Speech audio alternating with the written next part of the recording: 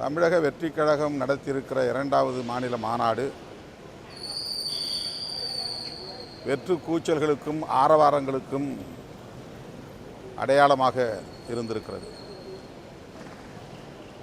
உருப்படியான எந்த கொள்கை கோட்பாட்டு முழக்கம் இல்லை. ஆக்கப்பூர்வமான செயல் திட்டங்கள் அறிவிக்கப்படவில்லை. திமுக வெறுப்பு திமுக வெறுப்பு திமுக வெறுப்பு என்பதே அந்த மேடையில் அவர்கள் உமிழ்ந்த அரசியல். ஆட்சிக்கு வருவோம் என்று ஆர்ப்பரித்த பகல் கனவை கூச்சல்களாக முழங்கிய முழக்கங்கள் தான் அங்கே காணப்பட்டது.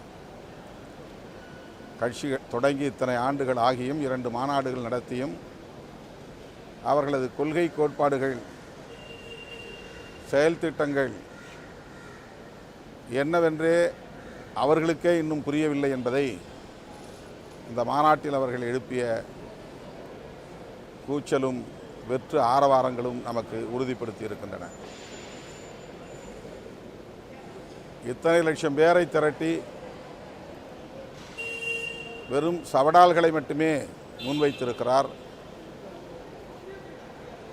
திமுக வெறுப்பை மட்டுமே உமிழ்ந்திருக்கிறார் நடிகர் விஜய் அவர்கள். அவருடைய